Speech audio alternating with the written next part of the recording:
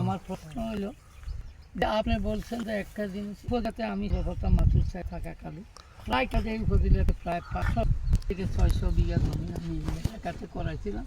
এরপরে এটা করাইতে যাইয়ে তাই ওই বছরে আমাদের কৃষক খুবই মাইর খাইছে, ওই দাম একদম নিম্ন দামে আমাদেরকে বিক্রি করতে হয়েছে।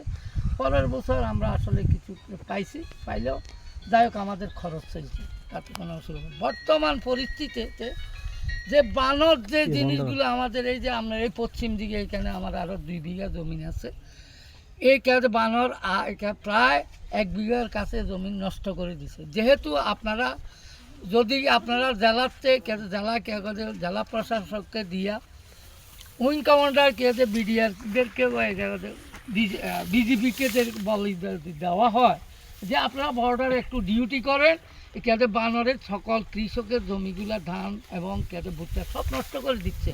তো আপনারা একটু যদি এখানে ডিউটি করেন সকাল এবং সন্ধ্যা এই 2টা টাইমে তারা যদি টল দেয় তাহলে এই ক্ষেতগুলো নষ্ট হবে না। আমি বিশেষ করে আপনার কাছে অনুরোধ করতেছি এইগুলোর থেকে যেন অন্তত কৃষক কিছুটা রক্ষা পাইলে আমরা কেউ উপকৃত হব। আমি আর আপনার বক্তব্য বেশি বাড়াবো না।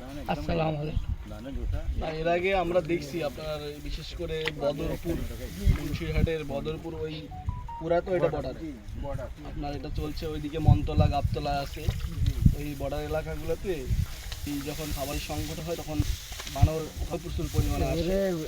আমাদের হচ্ছে কি কিন্তু আমরা এইদিকে ফসল করি কেউ প্রাণী কখন আসে আপনারা জানেন, যখন খাবার আছে এখন আসবে না, সকালবেলা বাহিনীর সাথে সাথে এখন কৃষক হিসাবে আপনারও দায়িত্ব আছে। আপনি এত কষ্ট করে আপনার একটু সময়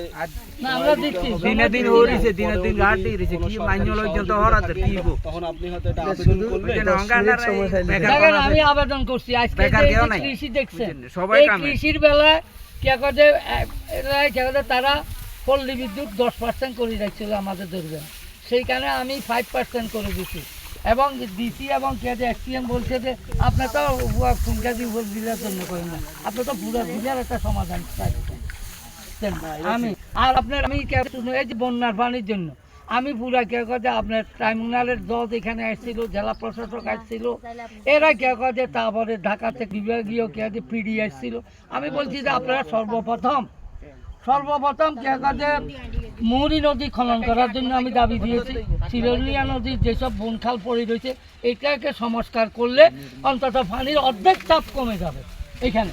তো এই সংস্কারগুলো আপনাদের করার জন্য আমি বিশেষভাবে অনুরোধ রাখি, আপনারা এই দিকে একটু আপনাকে লক্ষ্য রাখেন। আপনাদের জানলেন না গতকাল পানি উন্নয়ন বোর্ডে যে মুহুরী সেচ প্রকল্প বাঁধ নির্মাণের